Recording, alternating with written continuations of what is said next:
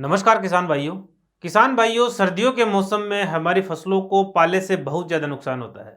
कई बार तो इस तरह की स्थितियां बन जाती है कि हमारी फसलें पूरी तरह चौपट हो जाती है। तो आज के इस वीडियो में हम इस टॉपिक पर बात करेंगे कि पाला क्या होता है, क्यों पड़ता है, किस तरह से हम हमारी फसलों को बचा सकते हैं, कैसे पता लगाए कि आज पाला पड़ने वाला है। ये जो सारे बिंदु है, इन बिंदुओं पर हम विस्तार से चर्चा करेंगे। लेकिन उससे पहले आप सभी से रिक्वेस्ट करूंगा कि अगर आप चैनल पर नए हैं तो चैनल को सब्सक्राइब कर लें, बेल आइकन प्रेस कर लें ताकि खेती से संबंधित नई नई जानकारी आपको मिलती रहे। साथ ही वीडियो अगर आपको पसंद आता है तो उससे अपने अन्य किसान साथी भाई है उनके साथ भी जरूर शेयर करें। सबसे पहले हम बात करते हैं कि पाला क्या होता है।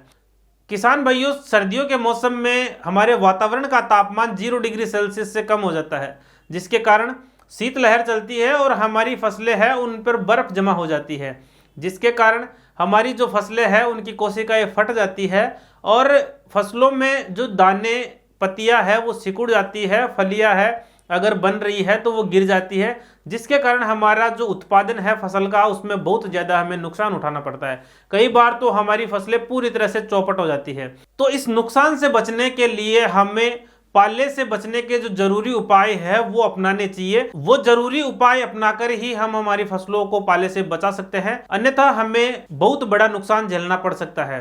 अब हम बात करते हैं कि हमें पता कैसे लगेगा कि पाला पड़ने वाला है, ताकि उस दिन हम हमारी फसलों को पाले से बचाने के लिए जो जरूरी उपाय अपनाने चाहिए वो अपना सके। तो किसान भाइयों, मैं आपको बताना चाहूंगा कि जिस दिन मौसम साफ रहता है, उत्तर पश्चिम दिशा से तेज हवाएं चलती है और दोपहर बाद में अगर वो हवाएं चलना बंद हो जाती है तो हमें यह समझना चाहिए कि आज रात को पाला पड़ने की संभावना है।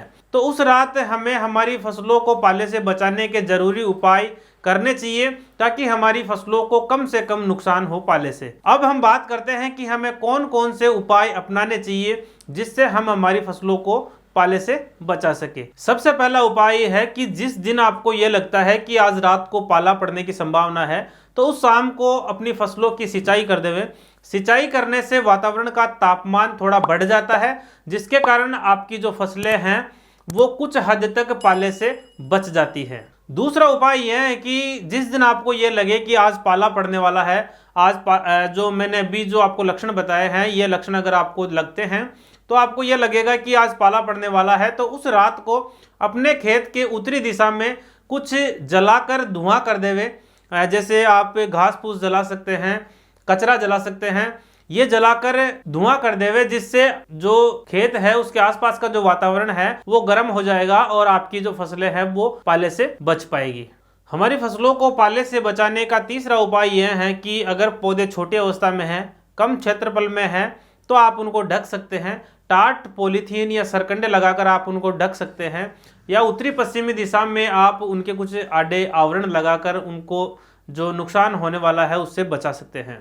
अगर आप सब्जियां लगा रहे हैं तो सब्जियों की खेती इस मौसम में आपको लो टनल या हाई टनल लगाकर उसमें करना चाहिए, मल्चिंग के साथ में करनी चाहिए, ताकि आपकी जो फसलें हैं उनको कम से कम नुकसान हो। अब हम बात करते हैं रासायनिक उपायों की। कौन से रासायनिक उपाय है जिनको आप अपनाकर अपनी फसलों को पाले से बचा सकते हैं। जब पाला पड़ने की आशंका हो तो आपको घुलनशील गंधक 2 ग्राम प्रति लीटर पानी के हिसाब से घोलकर अपनी फसलों पर छिड़काव करना चाहिए। ये जो छिड़काव आप करेंगे तो इसका असर लगभग 15 दिन तक रहता है।